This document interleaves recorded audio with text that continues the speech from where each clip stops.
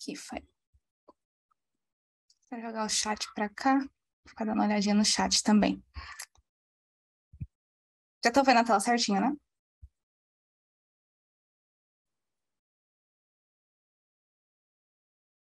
Beleza.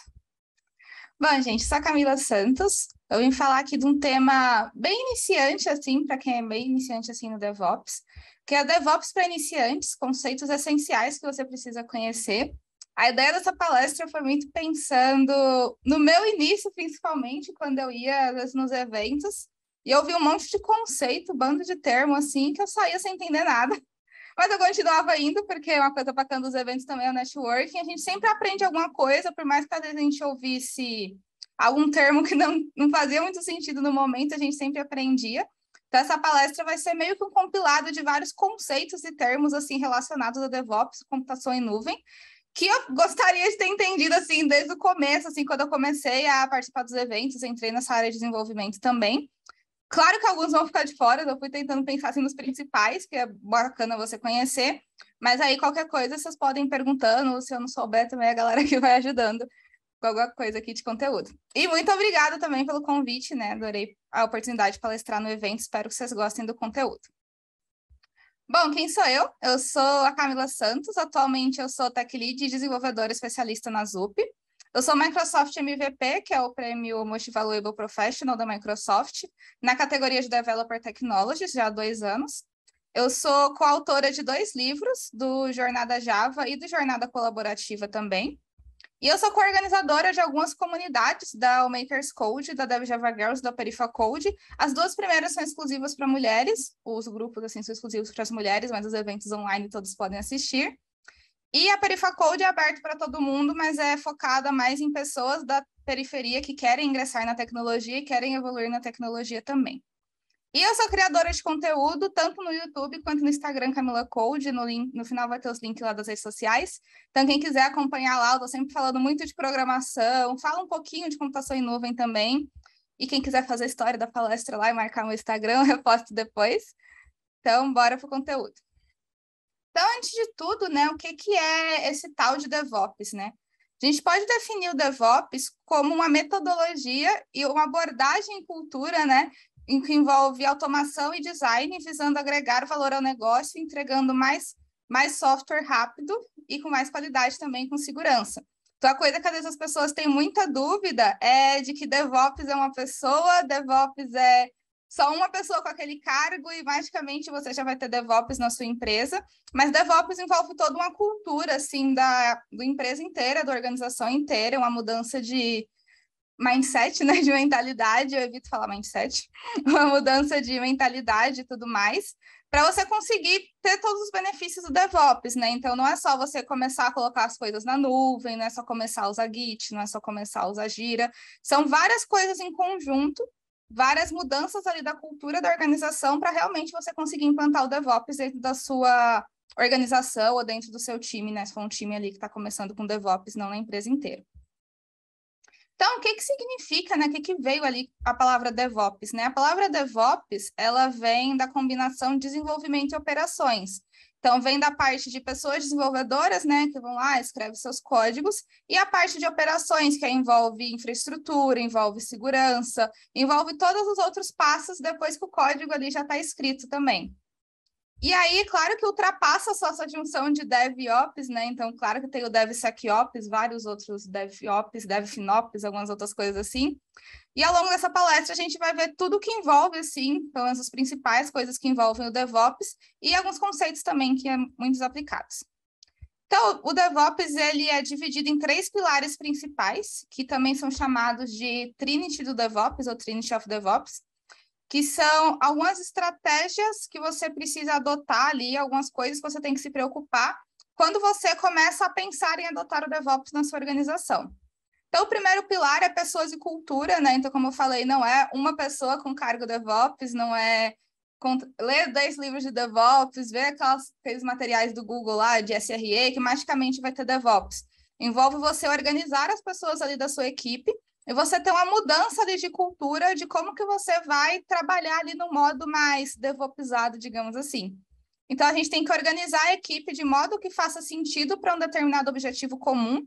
Então, até uma característica do DevOps é que as coisas são mais ligadas, então não tem muito aquela coisa do time de desenvolvimento ali separado, do time de QA separado, do time de produto separado, time, sei lá, de infra separado. As equipes são mais interligadas e unidas em torno de um objetivo comum, que geralmente esse objetivo comum é a gente levar o software rápido, com qualidade e segurança, claro, né? Quando eu falo qualidade, eu estou incluindo segurança e tudo mais junto, o mais rápido possível por stakeholders. Então, os stakeholders é tanto cliente final, tipo cliente externo, ou cliente interno, dependendo do que você está fazendo, tipo é um software para sua própria empresa, então o stakeholder ali também vai ser um cliente interno. Aí um outro pilar que a gente tem do DevOps é a parte de ferramentas e tecnologias. Então, sem as ferramentas e tecnologias certas, o DevOps não é sustentável. Então, existem ferramentas para várias etapas do DevOps, eu vou citar alguma delas aqui.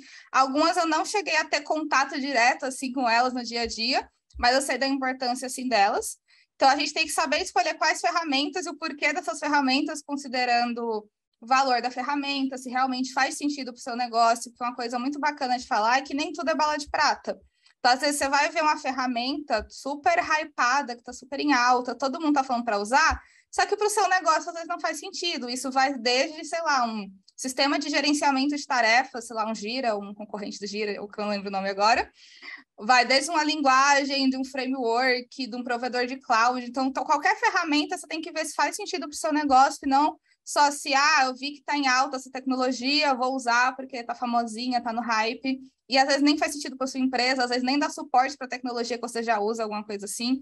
Então, sempre tem que avaliar se as ferramentas e tecnologias fazem sentido para o seu negócio também. E por último, e não muito menos importante, né, a gente tem processos e práticas. Então, quando a gente fala de DevOps, a gente tem que pensar em como os processos da nossa organização vão ser moldados para a gente conseguir entregar as coisas mais rápido, com mais segurança, mais qualidade e tudo mais. E algumas boas práticas de desenvolvimento. Então, o Agile, né, a metodologia ágil, que eu vou falar um pouco mais para frente, e o DevOps, eles andam muito juntos, porque eles também têm aquela mesma ideia de entregar as coisas não mais rápido, né? Mas ter um modelo mais ágil, de conseguir unir as várias áreas ali, de sempre ter um entregável, principalmente. Então, uma coisa que às vezes a galera acha que eu vou para o modelo ágil e magicamente meu produto vai estar no ar em uma semana. Tipo, ágil não necessariamente é isso. A ideia do ágil é que, diferente do cascata, que você só vai ter entregável lá no final, se tiver que mudar alguma coisa, você, né, tem que voltar desde o começo. No ágil, a gente sempre vai tendo pequenas incrementações, então sempre tem alguma entrega, não necessariamente você vai entregar o mais rápido sempre. Então, por isso que o Agile e o DevOps, eles andam bem de mão dadas ali para os times terem mais independências, né, sem meio que autogerenciável e também ter processos menos travados na medida do possível da organização que você está. Aí eu falei bastante de Agile, de cascata e outros modelos, mas o que significa modelo cascata e modelo ágil também? A gente tem, principalmente no desenvolvimento de software, dois tipos de organização, que é o modelo ágil e o modelo cascata. O modelo cascata ele é um pouco mais antigo. Acho que eu só trabalhei com cascata na primeira empresa que eu trabalhei em tecnologia. No modelo cascata, que é um termo que eu também, quando a galera falava, modelo cascata, eu ficava tipo, mas cascata do quê? De água, cachoeira, enfim, não sei. E aí, só quando eu fui trabalhar, que eu fui entender o que era modelo cascata. Então, o modelo cascata, a ideia dele é que é um processo sequencial, que é dividido em várias fases e não é possível voltar à etapa anterior depois que ele avança. Então, tinha toda aquela parte de... Acho que tem um desenho, né? De você desenhar, tipo, todos os requisitos que você precisa. Então, tipo, toda aquela parte do RF, né? Do requisito funcional, requisito não funcional, de listar tudo que você precisa no seu serviço naquele momento, e aí depois você vai para a etapa de design, que é, tipo, desenhar telas, ou como seria o fluxo ali da sua aplicação, se não for uma coisa tão gráfica assim. Vai para a parte de implementação, que é onde a galera de desenvolvimento vai efetivamente codar. Então, geralmente, se fosse uma equipe que não estava em outro projeto, durante essas duas etapas, a galera de desenvolvimento ia estar sem o que fazer, talvez, esperando chegar alguma decisão do projeto para elas fazerem. E aí, depois que a pessoa de desenvolvimento passou vários meses desenvolvendo, eles vão passar para a galera de QA e negócios validar, que aí, depois de tudo isso, eles vão validar. Se achar um problema, vai ter que voltar lá para o começo, praticamente. Tem um fluxo bem diferente, assim, de abrir bug. E aí tem a parte da manutenção, que é meio que só corrigir bugs, efetivamente, né? Não era tanta evolução do produto. Se tinha que evoluir o produto, tinha todo o fluxo de novo, de voltar lá para a parte de requisito, de design e tudo mais, implementação. Então, o modelo cascata, ele é bem mais rígido, assim, nesse ponto, porque Às vezes tinha uma ideia de uma feature, de um requisito que você queria incluir, só que já estava tipo na etapa de validação. Aí era bem complicado para você voltar lá para a etapa de requerimento de novo, para fazer o desenho, implementar tudo de novo. Então não era uma coisa tão dinâmica igual muitas vezes é no Scrum. Nem sempre é, né? Mas tudo bem.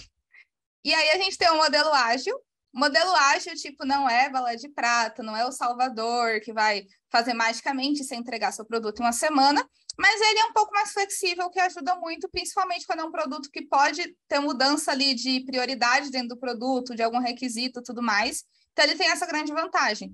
Então, o modelo ágil, a ideia dele é que o projeto vai se dividir em várias interações. Eu vou falar principalmente de Scrum, que eu mais trabalho, eu não trabalho com Kanban, que a gente vai dividir em várias interações de 2 a 3 semanas, que são chamadas de sprints. E aí, ao final de cada sprint, a gente vai ter um entregável ali, que a galera de negócios também vai validar, que tem tipo a parte da review e da demo. E a gente sempre vai fazendo esse incremento do produto e sempre vai tendo mudanças ali de qual vai ser a prioridade e o que vai entrar para a gente fazer naquele ciclo ali de datas também. Então, no Scrum, em vez de ser aquele modelo cascata que chegou no final, ter que reiniciar tudo de novo, e conta que às vezes era tipo uns 8 meses para chegar ali no final da parte de manutenção, no Scrum a gente vai a cada interação, que geralmente é cada sprint, né, para quem trabalha com Scrum principalmente, a gente vai ter a parte de requerimentos, design, develop e release, que é lançamento. Aí terminou esse ciclo, você vai para o próximo ciclo, vai para a próxima interação. Então, sempre vai ter alguma coisa para a galera de negócios estar pensando no que fazer, para a galera de desenvolvimento ter o que desenvolver e o que manter e o que evoluir. E também sempre vai ter algo para dar manutenção também, algo para estar em release, algo para o pessoal de design também pensar em telas ou arquiteturas de sistema também. Então, o Scrum também é legal porque sempre todas as áreas vão estar ocupadas ali com o produto e não necessariamente só esperando a galera da etapa anterior terminar o trabalho deles para passar para você validar ou passar para você desenvolver, se você for uma pessoa desenvolvedora.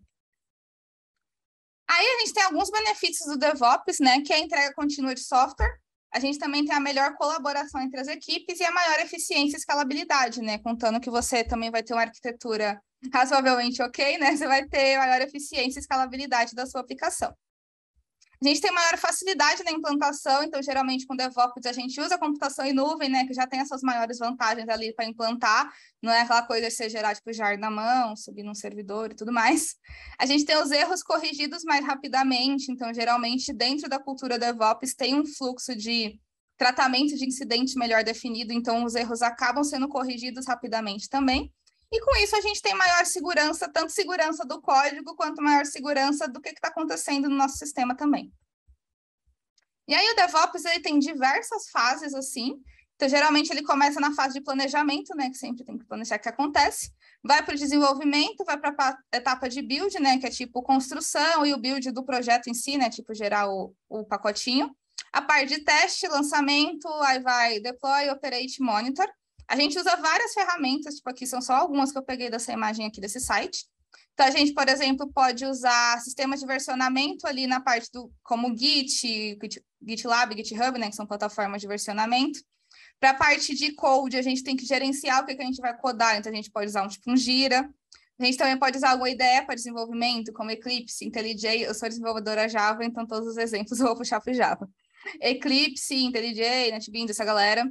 Para a etapa de build, a gente pode utilizar um gerenciador de dependências, que também faz ali o empacotamento, né, do build da nossa aplicação, então como Maven, Gradle. Para a etapa de teste, a gente pode usar ferramentas como Selenium, como JUnit também. Para a etapa de lançamento, a gente pode usar algo que ajude o nosso software a chegar ali ao ar, como Jenkins. Esse daqui eu nunca cheguei a usar, então não vou aprofundar muito nele. Para a etapa de monitoramento, tem tipo o Splunk, tem o Nagios, que ele é open source, mais para frente eu vou falar dele também. E também tem o New Relic, que é um dos mais famosos. E aí a gente tem a etapa também de deploy, que a gente pode usar o Ansible, Puppet, dentre outros, para a gente efetivamente lançar o nosso produto ali para estar disponível para os nossos usuários. Aí, entrando mais ou menos ali em cada uma das etapas, né, na etapa do code, que é o gerenciamento do código-fonte, é criado um planejamento, né? Então, se for modelo Scrum, a gente vai lá, cria as histórias, cria tarefa, tudo mais, coloca na sprint. Aí as pessoas desenvolvedoras vão lá e vão codar esse código e vai usar a ferramenta de controle de versão, que a ideia da ferramenta de controle de versão é exatamente várias pessoas trabalharem em conjunto no mesmo projeto e uma não ficar apagando o código da outra, ou pelo menos não deveria, né, se fizer o merge correto. E aí, com isso, a gente consegue ter um trabalho em paralelo mais rápido e mais seguro também, porque a gente está usando a ferramenta de controle de versão. Aí depois que você planejou e desenvolveu, pelo menos aquela interação já está planejada e desenvolvida, a gente vai para a etapa de build e teste contínuos. Então, na etapa de build e teste contínuos, a gente usa gerenciadores de dependência, que eles vão fazer aquela parte ali, gerar tipo build, né? Geralmente, além de ele ter a parte de baixar a dependência, tipo no Maven Repository, ou quem é do JavaScript no NPM, ou de outra linguagem aí que eu não lembro o nome. Geralmente, esses gerenciadores de dependência também cuidam da parte de gerar o pacotinho ali, né, da nossa aplicação, para também ser feito o teste, e o teste é feito com bibliotecas e frameworks de teste específicos da sua linguagem. Então, quando a gente vai fazer o deploy mais para frente, geralmente nas pipelines mais modernas, principalmente, a gente tem algumas etapas ali de teste, né? De teste unitário, entra o Sonar para ver se tem uma boa cobertura de teste e tudo mais, mas a gente tem que fazer teste desde o desenvolvimento, né? Então, aqui na parte de gerenciadores de dependência, a gente também geralmente tem um comandinho ali para rodar o teste neles. Então, a gente vai ter que ter os testes escritos, mas mais para frente tem o tópico ali de teste também, que é um conceito bacana. Aí a gente tem a etapa de integração contínua, né? Que depois que os testes são executados e passam com sucesso, esses recursos são integrados à base do código já existente. Então, conta que você fez ali os testes unitários e os testes de integração, principalmente. Você testou a funcionalidade, tipo, no Postman, se for back-end, e aí você vai, tipo, meio fazer o merge ali, você está integrando as duas funcionalidades numa só. E aí a gente tem a etapa de entrega e implantação contínua. Então, aqui o aplicativo já empacotado, disponibilizado em algum ambiente. Então, pode ir para develop, homologação, produção, não vai para produção direto, por favor. E aí, depois que o sistema está no ar, tipo, não é só tipo, planejei, codei, o sistema está pronto, está no ar, agora tchau e bênção, te vira. Você tem que monitorar. Então, a gente tem que ficar atento a possíveis problemas, tendo uma boa observabilidade do serviço. Então, aí entra você ter bons logs da sua aplicação também, entre você usar uma ferramenta de monitoramento, né, como Splunk, Grafana, o Nagios lá, que é open source, eu não conhecia, eu conheci, montando essa palestra, fui ouvir essa ferramenta, depois vou testar ela. Então, você conseguir saber o que está acontecendo, né, ter tipo um alarme para se der algum problema, chegar o e-mail ali para alguém, chegar uma mensagem no Teams, para tipo, olha, sua aplicação tá meio caidinha ali, vai lá ficar de olho. Então, monitoramento é uma etapa do DevOps, assim, muito importante também. E aí, com a aplicação já no ar, a gente continua sempre tendo um ciclo ali de desenvolver mais coisas e evoluir o nosso produto. Eu falei de várias ferramentas aqui na explicação, mas agora vamos entrar em algumas dessas ferramentas mais utilizadas, né? Então, o Git, aqui tá bem iniciante mesmo, então, tipo, vou falar, tipo, ferramenta por ferramenta, assim, bem básica, assim, para que elas servem. O Git é uma ferramenta de controle de versão para controlar código-fonte, então ele vai controlar o que cada pessoa alterou, quando alterou, onde alterou, se excluiu, se incluiu linha, então ele vai ficar sempre monitorando ali as alterações que tem no código e controlar para que o código de um não apague o código do outro. E junto do Git, a gente usa o GitHub, que eu acabei não pondo um slide para ele, GitHub, GitLab ou outra plataforma de versionamento, que é onde nosso repositório remoto fica hospedado e a gente abre por requests, outras pessoas conseguem clonar o repositório, dentre várias outras coisas. Dava para ficar um dia só falando de Git, então vai ser bem por cima aqui os conceitos. Aí a gente tem a parte do Maven, ou Gradle, né, para quem gosta do Gradle, que é um gerenciador de dependências e ferramenta de automação que visa facilitar o dia a dia do desenvolvimento. Aí o Maven, ele tem um arquivo POM, né, para quem nunca mexeu com a aplicação Java, mas é do JavaScript, seria o package.json de vocês, é o nosso post.xml. Então, dentro desse post.xml, a gente faz a verificação das dependências. Então, a gente vai no Maven Repository, ou se a sua empresa, tipo, usar Artifactory, algo do gênero, vai no seu Maven Repository interno, digamos assim. Vai baixar as dependências dos plugins necessários e vai fazer o pacotinho ali, o pacotinho do seu software para passar para frente, para fazer o deploy dele, para fazer um teste, alguma outra coisa assim. Para a parte de testes, a gente tem uma ferramenta bastante conhecida, que é o Selenium, que ele é uma ferramenta de automação de testes que é utilizada principalmente para testes funcionais e de regressão. Então, geralmente usa ele para automação daqueles testes que você vai, tipo, clicando ali nas coisas na tela automaticamente. Geralmente é feito com Selenium, mas tem outras ferramentas de outras linguagens para isso, é que o Selenium é em Java, então falei do Selenium. Mas o que é o tal do teste de regressão que o Selenium faz, né? A ideia do teste de regressão é bastante você garantir que as funcionalidades antigas continuam funcionando e as novas também estão funcionando. Então, você lançou uma feature nova, então você garantir que a nova está no ar, está funcionando, mas você não quebrou nenhuma antiga, porque é importante não quebrar o que já está funcionando também. E aí eu também falei de testes funcionais, que são geralmente feitos com Selenium, né? Teste funcional, ele visa garantir que a aplicação satisfaça adequadamente os requisitos, né? Então, ele vai ver se está cumprindo aqueles requisitos funcionais lá do começo. Então, mesmo que você não usa modelo cascata, geralmente você tem os mínimos requisitos funcionais, os critérios de aceite lá do Definition of Rare e Definition of Done lá do Scrum, que você tem que ver se aquilo está sendo atendido dentro do seu teste funcional, que pode ser feito manualmente, alguém testando, ou com Selenium ou com a ferramenta de automação também. E se hidratem, gente. E aí a gente também tem o Jenkins, que ele é uma ferramenta open source de integração contínua, que ele ajuda a automatizar o desenvolvimento, fazendo testes e implantação contínuos. Então, o Jenkins, ele cuida ali mais ou menos de toda aquela parte de integração, automatização e implantação da sua aplicação também. O Docker, né, muito famosinho, provavelmente você já ouviu falar de container, essas coisas. Ele é um software de código aberto que ele é utilizado para implantar aplicações dentro de containers virtuais. E essa containerização, ela permite que vários aplicativos funcionem em ambientes diferentes. Então, a coisa bacana do Docker é que você consegue, tipo, ter a imagem ali, sei lá, do local stack, que é uma das coisas que eu mais uso no dia a dia, que para quem nunca mexeu com o local stack, é um emulador de serviço da AWS que você roda no Docker. Aí você consegue testar na sua máquina lá com a imagem do local stack, o fulano que usa outro sistema operacional também consegue testar com a imagem do local stack. Você consegue containerizar a sua aplicação e gerar uma imagem com aquela aplicação e outra pessoa rodar a sua aplicação, sem necessariamente você ter que clonar ali do Git e rodar na hora. Então, a containerização, palavra difícil, ela tem várias vantagens, mas principalmente essa coisa de todo mundo conseguir rodar a mesma coisa em ambientes diferentes também. A gente também tem o Ansible, que o Ansible, ou Ansible, ele é uma ferramenta de automação que pode nos ajudar para a parte de configurar sistemas, implantar aplicações e provisionar recursos de nuvem também. Então, o Ansible, eu nunca cheguei a mexer tanto diretamente com o Ansible assim, mas o Ansible ele se divide em algumas partes, né? Então, a gente dentro dele tem a parte dos playbooks, o módulo e o inventory. Então, os módulos, eles são a coleção de arquivos de código de configuração, então são tipo os arquivos de configuração da sua aplicação para que aquela aplicação suba. Os playbooks, eles são usados para configuração de servidores, então meio que é um livro de regras ali para configuração. Então, meio que o módulo usa a regra que está dentro do playbook.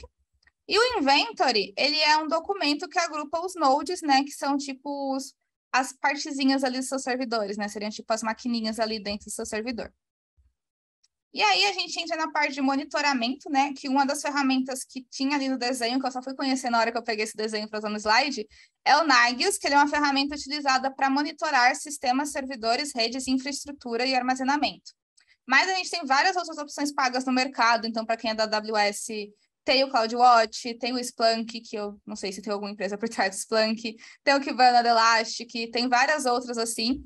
E é muito bacana a gente pensar em monitoramento, exatamente o que a gente quer monitorar. Então, entra também boas práticas de log, né, que eu acabei falando no começo. Então, não logar dado sensível, logar informação relevante, ter um log que realmente informe o que está acontecendo dentro da sua aplicação. Então, onde que está a requisição, o que ela está fazendo, se deu errado, colocou uma exceção ali direito.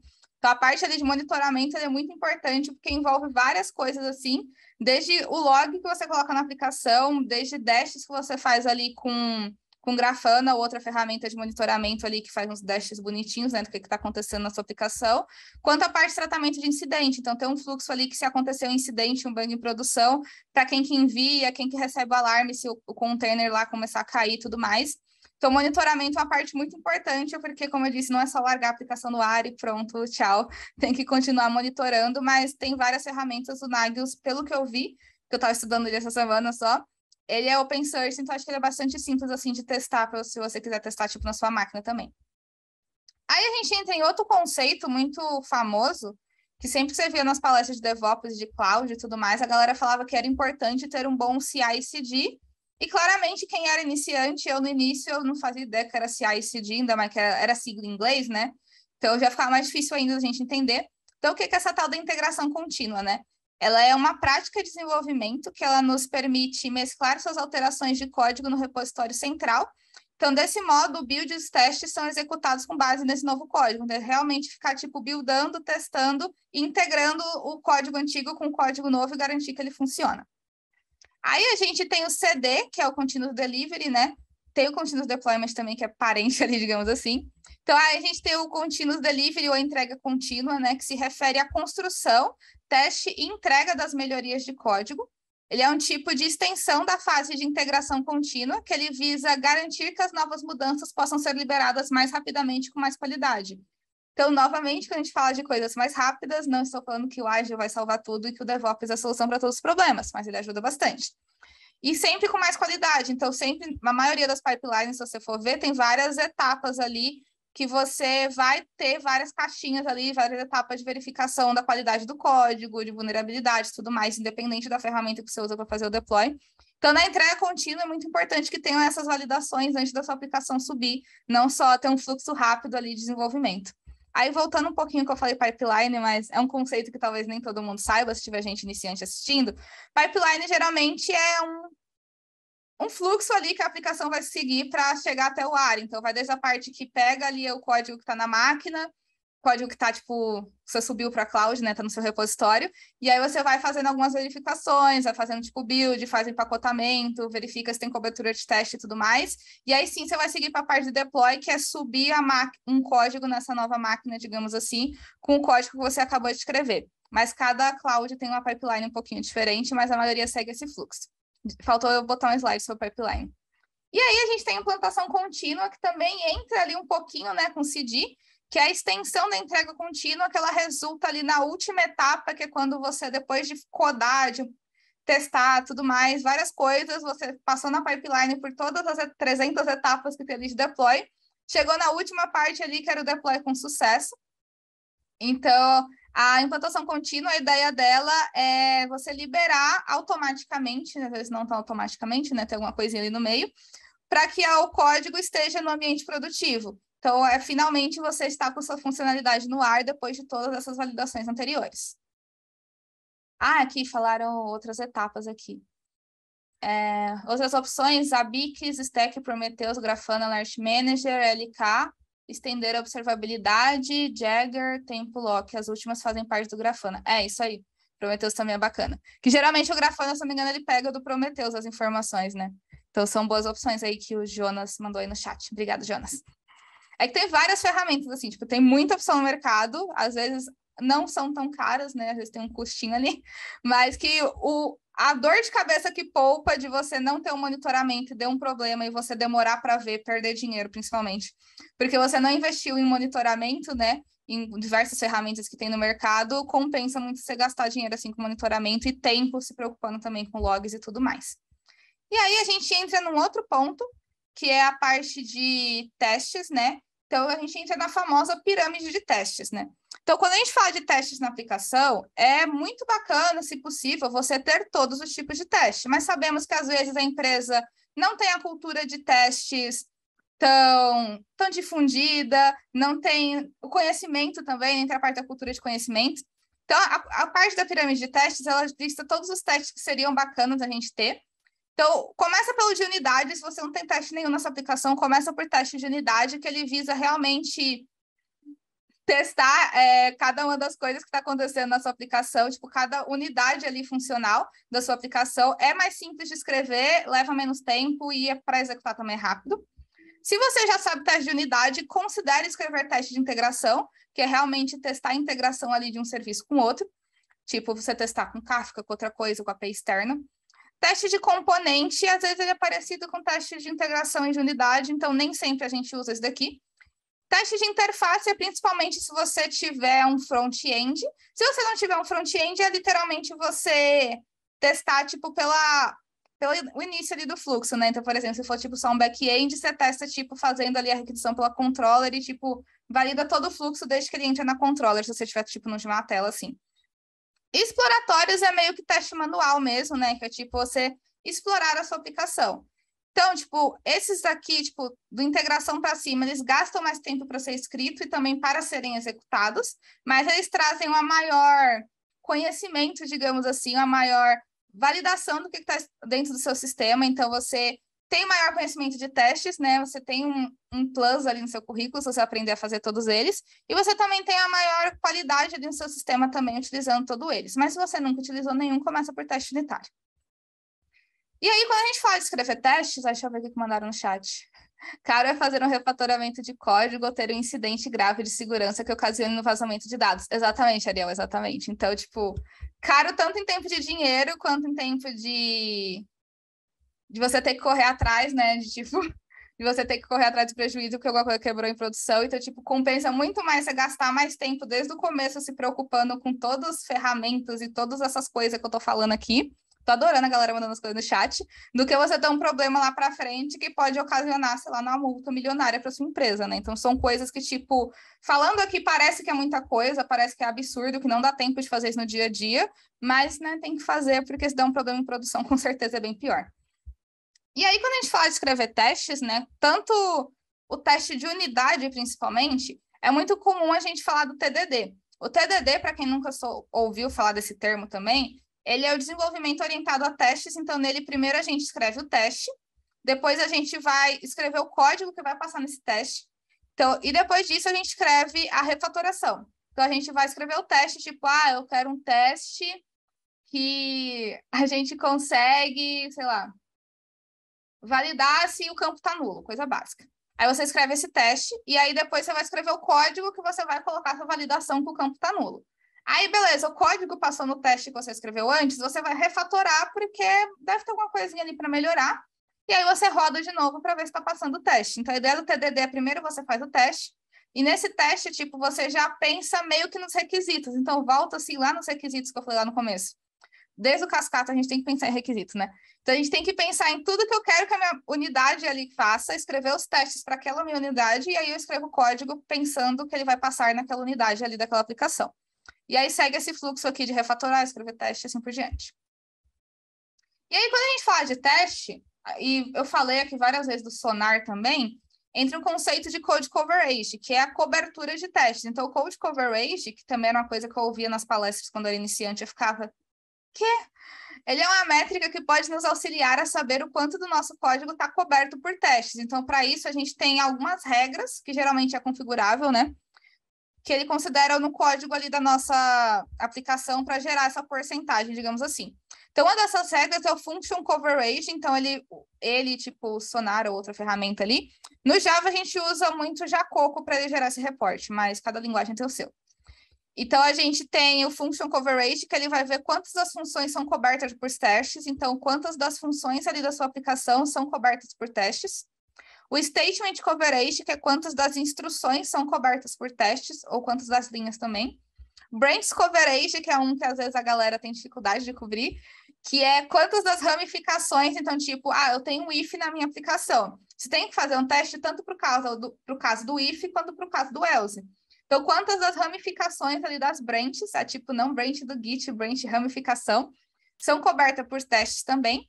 E o condition coverage, que às vezes ele é confundido com branch, porque aqui ele é muito condições mais do tipo booleana, sabe? Tipo true ou false, não sim, não, por exemplo. Então, quantas das expressões booleanas foram validadas dentro da sua aplicação? E o line coverage, que é literalmente todas as linhas da sua aplicação que estão cobertas por testes. Então, o Jacoco ou outra ferramenta que você usar, ele vai rodar os testes da sua aplicação, vai gerar um relatório mais ou menos de quanto que está coberto, e aí se no seu fluxo ali, na sua pipeline, tiver alguma ferramenta como Sonar, eu não lembro algum concorrente do Sonar agora, quem lembrar no chat manda, eu só vou lembrar do Sonar. Tiver alguma ferramenta como Sonar que vai, tipo, ver o tanto de testes que tem, se tem code smell e tudo mais, ele vai pegar esse relatório que o Jacoco gerou e vai olhar, olha, tá faltando um pouquinho de testes, não vai subir, aumenta essa cobertura aí, te vira, mais ou menos assim. Então, você vai ter que voltar para fazer esses testes. Aí, para quem é do Java também, eu só vou conseguir dar dica de Java, porque eu sou da Java.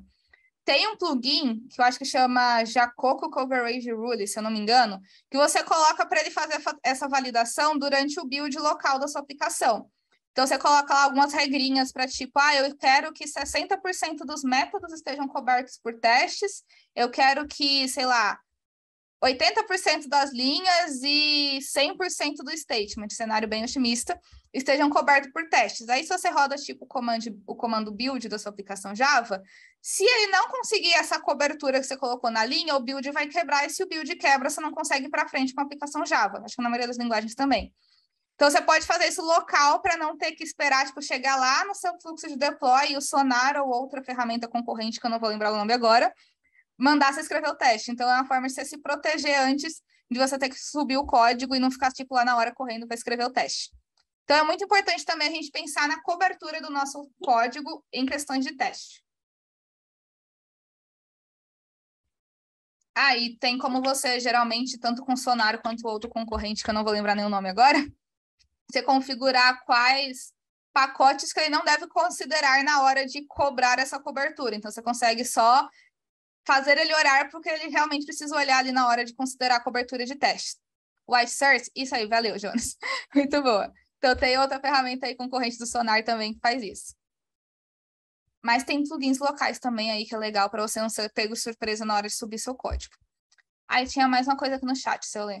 Aplicar os conceitos GitOps pode ser uma solução. Utilizando o Argo CD já facilita subir novamente o ambiente. O Argo CD é bacana. Não chega a testar tanto assim ele, mas dei uma lida assim por cima, parece ser bem bacana mesmo. Valeu aí, Alessio. Aí a gente, entre outro conceito, que é Virtual Machine, que eu também começava aí nos eventos quando era iniciante, e aí a galera falava de VM, de não sei o quê, e virtualização, e esses termos assim, e aí, como sempre, eu ficava perdida, né? A Camila iniciante não entendia nada. Então, o que é essa tal da Virtual Machine, né? É tradução literal a máquina virtual, então a gente também às vezes chama ela de imagem. Então, ela como máquina virtual, a gente tem CPU, tem memória, tem disco, e ela é independente do computador físico. Então, com ela, a gente pode criar e implantar aplicativos. Quando eu digo aplicativos, são aplicações, não só tipo aplicativos de celular, né? Aplicativos na nuvem, ter um novo ambiente com um novo sistema operacional. Então, principalmente, às vezes, quando a gente tem um computador, sei lá, Windows, e a gente tá pensando em migrar para o Linux, que é uma boa escolha, né? Aí você cria uma máquina virtual, se você não quer, tipo, fazer aquelas coisinhas ali, dual boot, né? Que é um pouquinho mais difícil às vezes. Você pode criar, tipo, uma máquina virtual e falar, eu vou testar a distro do Debian aqui na minha máquina virtual. Tipo, você não tem que, vou instalar o Debian na minha máquina e corre risco de ferrar a máquina se você não souber fazer direito e tudo mais. Então, tipo, máquina virtual ajuda muito, porque a gente consegue testar as coisas mais simples, você consegue ter uma outra máquina ali dentro da sua máquina, ou dentro da nuvem também, né, no caso, tendo a redução de custos e também maior flexibilidade e facilidade no desenvolvimento. Aí tem outro conceito importante, que é APM. O que é o tal do APM, né? O APM, ou Application Performance Management, ele realiza o gerenciamento e desempenho das aplicações. Então, ele busca demonstrar por que as transações estão ocorrendo de modo mais lento ou estão disponíveis em algum momento. Então, ele entra muito o quê? No monitoramento. Então, tem várias ferramentas de APM, né? Tipo, não vou ficar citando nome aqui para não fazer propaganda de nenhuma. Então, tipo, tem várias ferramentas de APM que você pode utilizar para ela realmente ficar ali, tipo, mostrando, olha, esse endpoint aqui está demorando 2 minutos para retornar a consulta. Aí você fala, não é tão legal assim, 2 minutos para retornar alguma coisa, era para ter estourado um timeout também, já entra tratamento de erro e tudo mais. Então, a APM ele fica mostrando ali o que está acontecendo na sua aplicação, se a taxa de erro está muito alta, dentre várias outras coisas, assim, geralmente essas ferramentas são bem configuráveis, você consegue configurar exatamente o que você quer ficar de olho. E aí, falei bastante de cloud, de AWS, de Azure, de outras clouds, talvez. E a gente não falou que era tal da computação em nuvem, que, voltando lá na história da Camila iniciante nos eventos de TI, eu comecei em evento desde 2017. Então, quando eu era iniciante nos eventos de TI, a galera falava muito de cloud, de computação em nuvem, e eu não sei se vocês, quando eram iniciantes, também era assim, mas eu pensava realmente que era na nuvem. Então, eu ficava olhando para o céu, achava que tinha um código ali na nuvem. Aí depois eu fui entender que não necessariamente era a nuvem. Nuvem, enfim. Mas era um conceito que, para mim, eu demorei para entender que era computação em nuvem, ficava totalmente boiando quando a galera falava que era isso. Claro que eu fui estudar depois o que era, né? Mas quando eu via nas primeiras palestras, assim, computação em nuvem, eu ficava totalmente intrigada como que o código estava no céu ali flutuando, mas não era bem assim.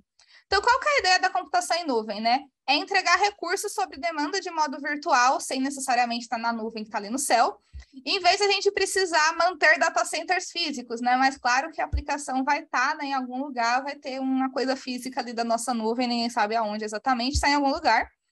Mas a gente não precisa se preocupar em ter um andar lá da nossa empresa com um monte de data center, que se tiver um terremoto ali, perdeu tudo. E a gente pode requisitar recursos e pagar conforme usa. Então, pelo menos a maioria das clouds que eu já trabalhei, tudo você paga conforme usa, né? Não sei se tem alguma que é diferente. E a gente tem um provedor de nuvem que vai ter lá seu data center no meio da neve, geralmente, né? Fica os data centers, essas coisas. E aí lá ele vai gerenciar, vai cuidar de todas essas informações, esses recursos que a gente está solicitando para ele das nossas aplicações. Pode ser que às vezes dê algum problema, né? Infelizmente, às vezes as clouds caem por algumas horas, alguns dias, em algumas regiões específicas. Então, é muito bacana você pensar também em ter multi-clouds ou multi-region também para se prevenir desses problemas. Mas voltando no conceito da computação em nuvem, né? Aí você vai pagar só porque você quer. Então, por exemplo, eu vou falar da AWS, que é o que eu mais uso. Eu quero usar um banco, mas eu não vou comprar 300 máquinas enormes assim logo de cara. Você pode ir controlando ali para, se precisar, ele vai provisionando mais coisa de banco. Se precisar aumentar a capacidade do container, ele aumenta, tudo mais.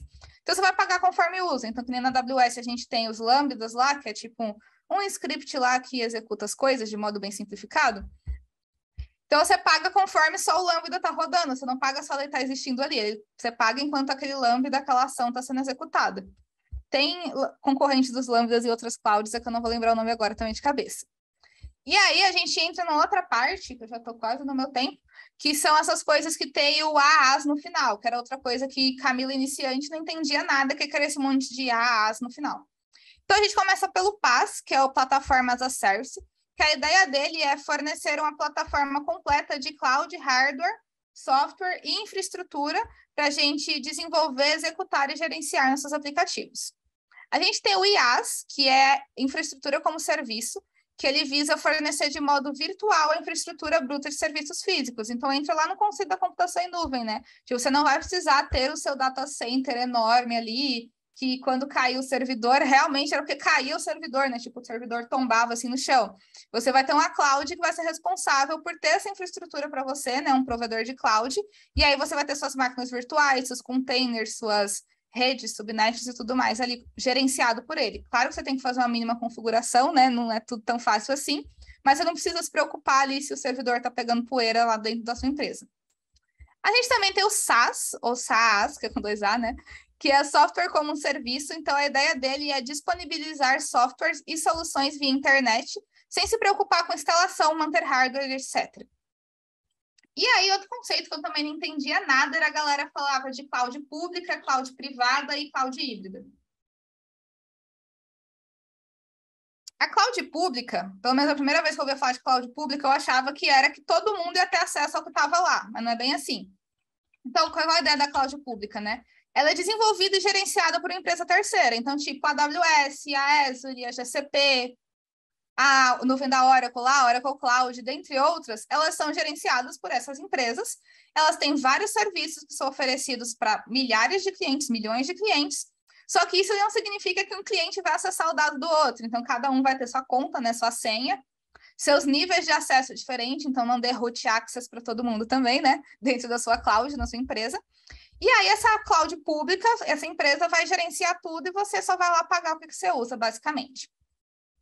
E aí tem a cloud privada, que o funcionamento é o mesmo, a ideia dos serviços, só que geralmente os serviços só são ofertados e gerenciados por uma organização privada. Então, tipo, a sua empresa meio que tem um serviço de cloud só seu e você só disponibiliza ele para as pessoas que estão dentro da sua empresa. Então, essa é a ideia da cloud privada. A cloud híbrida, ele é um mix da privada com a pública. Eu, pelo menos, acho que eu nunca trabalhei com cloud híbrida, então se alguém já trabalhou com suas experiências aí no chat. Então, ela faz um mix da cloud híbrida com a privada, que às vezes você tem algum serviço que a sua empresa mesmo está lá gerenciando e você usa algo que está, sei lá, na Azure. Então, híbrida de boa. Então, tipo, a gente tem esse mix, assim, das duas coisas acontecendo ali ao mesmo tempo, tanto gerenciado pela empresa quanto não gerenciado pela empresa. Mas o modo de usar, assim, para gente que, pelo menos eu não sou tão, assim, de infra, né? Pelo menos para mim, que só vou lá consumir os recursos da cloud para usar no meu dia a dia de desenvolvimento, não tem tanta diferença. E aí a gente entra num outro nome, que é o tal do serverless. Qual que é a ideia do serverless, né? Ele é um modelo de desenvolvimento nativo em nuvem para criação e execução de aplicações sem o gerenciamento de servidores, sem servidores. Era outro conceito que eu não entendia nada, porque principalmente a gente back-end, tudo a gente pensa em servidor, né? Então, tipo, no Java tem o famoso Tomcat, tinha um outro mais antigo do Java, que eu não vou lembrar o nome agora. Se alguém for do Java, aí manda no chat. Então, a gente sempre pensa em servidores mesmo ali da nossa aplicação, mas que como é que eu vou fazer um servidor, uma aplicação sem servidor, ela vai rodar onde e tudo mais. Então, vale lembrar que o serverless realmente tem um servidorzinho ali incluso, mas aí você não tem que se preocupar com ele é abstraído ali do nosso desenvolvimento. Então, o provedor de nuvem ele vai ficar responsável pelo provisionamento, manutenção, escala e execução do servidor. Então, um exemplo de serverless é a Lambda da AWS, né? Que para a gente que está usando ali o Lambda, a gente só tipo, escreve o código, solta lá e ela é disparada quando acontece alguma coisa. Mas por debaixo dos panos, a AWS está lá fazendo milhões de coisas que a gente não faz ideia, com um servidorzinho ali rodando para que as coisas aconteçam. Então, a diferença do serverless para outras aplicações é que essa responsabilidade não fica tanto na nossa mão, assim, a gente não fica tão transparente para a gente que, subiu o servidor da nossa aplicação, igual para quem é do Java, né, sobe lá a aplicação, aparece lá o started Tomcat na porta 8080. Tipo, na Lambda não vai acontecer isso, ela só vai ser executada, faz o que tem que fazer e morre a Lambda ou algum concorrente da Lambda de outra cloud. Deixa eu ver o que mandaram no chat. O Jonas falou, recente, estou trabalhando em processo de Big Data, um dos sources de dados no data center do cliente e o ETL sendo feito na cloud. Então, tem vários casos assim, você pode usar coisa de uma cloud com outra cloud, você pode fazer o que você quiser, com boas práticas, claro, dentro da cloud, seguindo essas coisas aqui do DevOps que eu tô falando. Tipo, não é receita de bolo, você tem que seguir certinho, senão você tá errado. Tipo, depende, nada é bala de prata, né? Mas a cultura DevOps, a ideia é essa, né? E aí, quando a gente fala de serverless, a gente tem os frameworks serverless também, que eu não vou entrar em detalhes, mas tem esse site aqui que você consegue ver todas as informações de como é que você deploya uma Lambda usando esse framework aqui. E aqui são as partes das referências, olha, quase que eu gastei meu tempo todo, achei que ia sobrar tempo. Então, tem muitas referências, assim, que eu usei aqui na palestra, vocês podem ter acesso a todas elas depois eu vou passar os slides. Esse daqui são as minhas redes sociais, então vocês podem entrar em contato comigo no LinkedIn, que depois eu posto os slides lá também, provavelmente amanhã. Tem meu canal no YouTube, o Instagram, então quem quiser marcar na história aí também marca. E também tem esse quarto link aqui, que tem links de palestra, do Speaker Deck, de algumas outras coisas aqui que eu fui citando. Eu já expliquei em outras palestras, como monitoramento de microserviços e tudo mais. Então, aqui vocês podem encontrar mais redes sociais e muito obrigada novamente pelo convite de palestrar aqui no evento. Espero que vocês tenham gostado da palestra. Parar aqui de compartilhar. Eu vou mandar aqui no chat os links também. Sensacional, Camila. Caramba, quanto conteúdo. Parabéns. Que aula. Obrigada. Eu vou ser bem franco para você. Muitos anos aí nessa jornada aí de eventos e palestras, assistindo muita gente falar, e eu nunca vi ninguém fazer um tudo, né? Entre cultura, monitoramento, observabilidade, serverless, linguagens de desenvolvimento, clouds públicas e privadas, e assim por diante. Pô, muito louco, sensacional, Obrigada. parabéns. Aí, ó, o pessoal aí, inclusive, está falando aí, ó, muito bom a apresentação mesmo, foi show. Aí a galera curtiu demais. Para quem está começando na área, foi sensacional, e para quem já está na área, foi esclarecedor em muitos aspectos, porque a gente esquece de muita coisa que você falou. Sim. Né? Muito completo. Muito bom. E às vezes a gente trabalha com a coisa e nunca parou para ver o conceito, né? Exatamente ali a teoria da coisa, embora às vezes use. Então, até algumas coisas escrevendo, eu ficava, nossa, era isso mesmo, sabe? Eu tinha esquecido que era assim. Que da hora, sensacional. E eu não deixo de reparar ali no seu abajurzinho do GitHub que está pendurado ali, ó, no canto. Obrigada. Eu sempre fico namorando aí. Você é uma GitHub Star, provavelmente. Não sou não. Foi um evento, né? Ainda não. Oi, GitHub, se quiser, a gente vira GitHub Star. Aí, GitHub, bateu aí, ó. Peraí, que eu vou pegar o link da Camila aqui. Eu vou colar no chat aqui já para a galera te seguir. Falou aí, GitHub, já dá um adianto aí, ó. Camila tá lá. Isso daí foi só da palestra que eu fiz para eles. Olha lá o Antônio, pô, tira o olho do gadget dela, mano. Ai, a galera sabe que eu sou viciado nessas coisas, eu tenho de tudo eu também. aqui. Nossa, adoro, tenho muita coisa, muita coisa. Camila, foi muito bom, sensacional, adorei a sua palestra, inclusive a sua apresentação está muito bem montada. Se você vai compartilhar com a galera, esse slide você vai compartilhar o PDF dele, Camila? Ou não? Vai? Vou. Aham. Então, depois, se você puder me enviar ele no privado, eu tenho agora, incluindo as outras redes, a gente está com quase 300 pessoas online. Eu vou disponibilizar para todo mundo que se cadastrou no evento. Beleza? Beleza, beleza. Fechou. Fechou. Bora para o Kahoot, Camila? Bora. Vamos ver se a galera prestou atenção. Eu vi aqui, ó, e tá... Galera, você tá... É assim, tá indo do céu ao inferno. Tipo assim, mamão com açúcar. Ou faz bem ou faz mal. Já brincou do Kahoot antes, Camila? Já, geralmente sou competitiva nos Kahoot. É? Eu sou muito Então competitiva nos Kahoot. então vamos ver como é que esse pessoal aqui, eu vou falar, tem um pessoal aqui que vai até para perto do servidor do Kahoot só para diminuir a latência. É verdade. Essa Verdade. técnica aí eu não Pessoal, fazia, não. os caras falam, o Kahoot tá aqui, tá lá, sei lá, deixa eu pegar o link aqui do Kahoot. Os caras desliga todo mundo que está no Wi-Fi de casa para não influenciar na latência da comunicação, só para poder vencer mais rápido no Kahoot. Brincado não. Deixa eu compartilhar minha tela com vocês. Galera, o PIN do Kahoot é 9191682. Eu não estou conseguindo, não sei porque o Kahoot aqui não está me deixando copiar o link. Deixa eu ver se ele vai agora. Não estou conseguindo copiar o link. Então, deixa eu compartilhar minha tela para todo mundo conseguir se cadastrar. Deixa aqui aumentar um pouquinho o som do Kahoot. Beleza. Compartilhando a tela.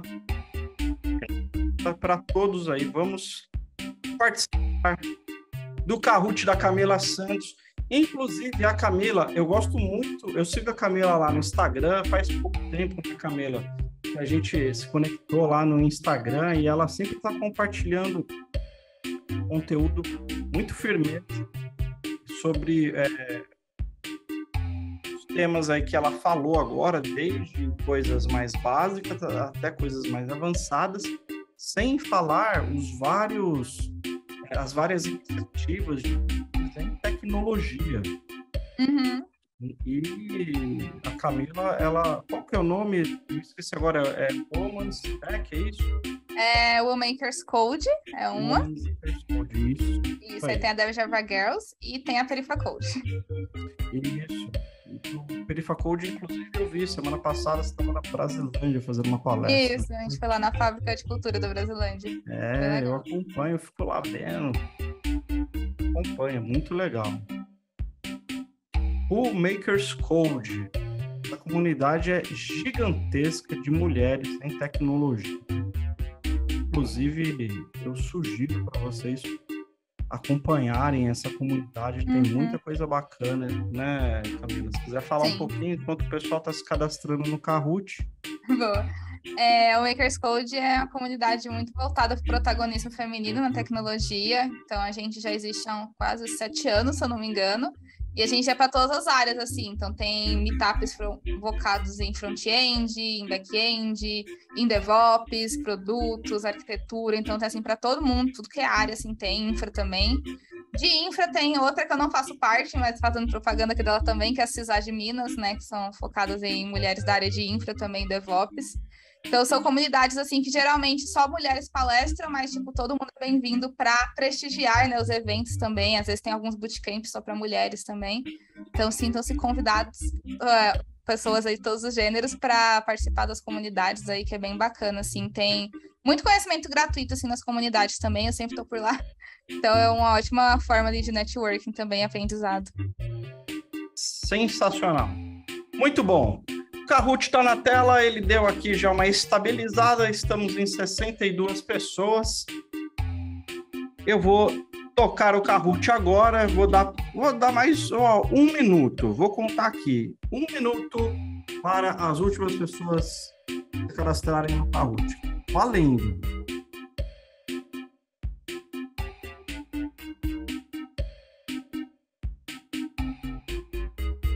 Não deixem de seguir o DevOps Heroes nas redes sociais.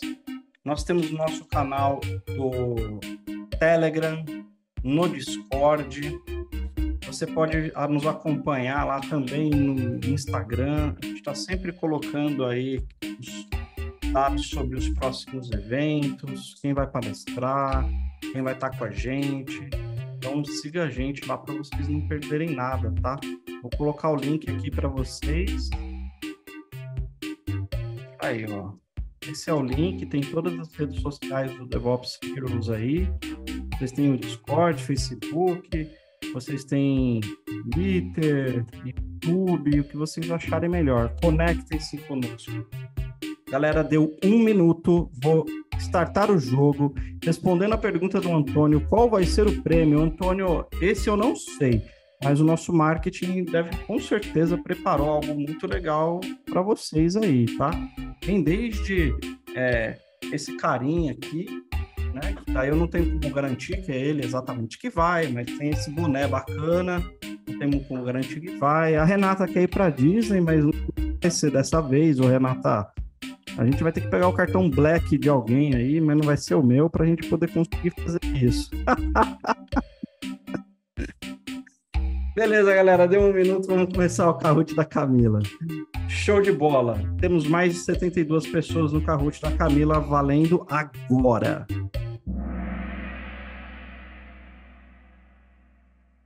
DevOps para iniciantes, conceitos essenciais que você precisa conhecer. Podemos categorizar o DevOps como...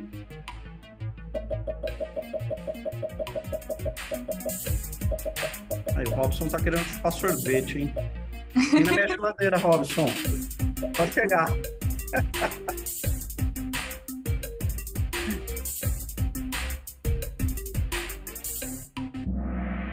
Aê! Uma metodologia. Muito bom, muito bom. É gratificante ver todo mundo responder que DevOps é uma metodologia. Grato. Camila explicou muito bem. Então, para quem não sabia, melhor ainda. Ótimo. Segunda pergunta. O Balanced Turtle, não se anime. Vamos ver se você chega até o fim. Segunda pergunta.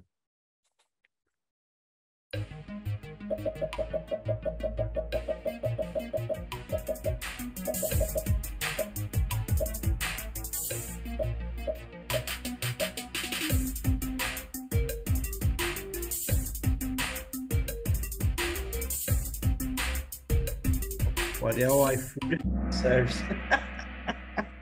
Boa. Sensacional. É isso aí. Infraestrutura as a Service. Ótimo. Vamos em frente. Vamos ver como é que ficou. Aí o Sureful Quail passou a galera, então chegou lá no topo. Tá, o Gretchen Kitten, Genius Hair ali. Vamos ver, né? Que esses nomes bonitinhos. Vamos lá, terceira pergunta. O que é APM?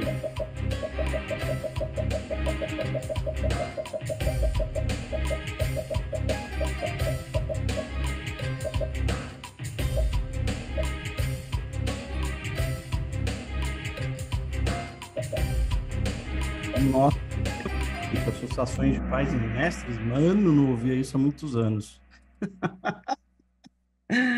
Muito bom, Application Performance Management.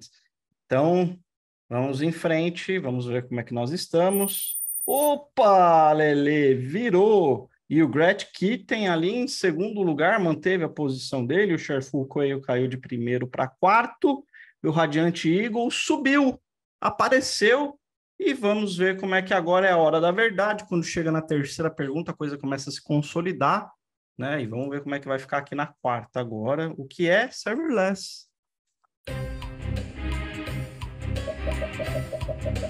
Serverless, eu acho que são aplicações front-end. Será?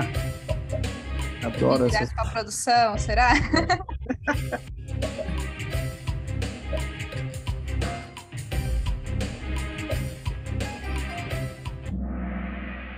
Muito bem, aplicação sem gerenciamento de servidores. Ótimo. Aí, Ariel, já falou, já chorou, já tá chorando, demorei. Vamos lá. Radiant Eagle virou tudo, virou todos, Social WoW, Fox Ed Hamster, Lively Puffin, Fabulous Gold, tudo diferente, só o Radiant Eagle se manteve. Eu vou ficar quieto na próxima pergunta, valendo.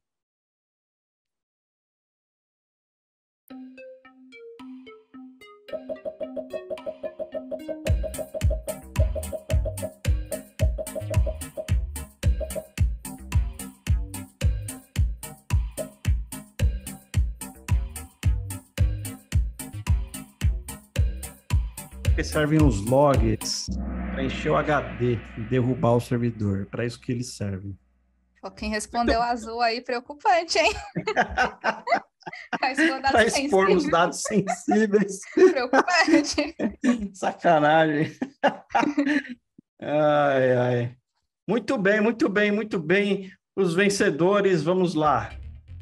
Terceiro lugar do Kahoot da Camila Santos. Quem é? Social WoW, parabéns. Quem é você?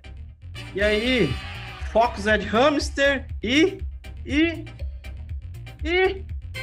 Radiant Eagle. Meu Deus! Saiu, voltou, saiu e fechou. Legal. Muito bom, galera. Posta aí no chat para eu saber quem são vocês aí, quem é o Radiant Eagle, quem que é o Social WoW aí, ó, Radiant Eagle. Parabéns, Wellington, muito bom, muito bom. Parabéns. Muito bom. Parabéns, galera. Camila, muito obrigado. Valeu demais. Agradeço, viu? Excelente. Volte mais vezes, viu, Camila? Com certeza, só chamar que eu venho. Então, show de bola. Tamo junto. Valeu, Top. gente. Tchau, tchau. Galera, valeu. Show.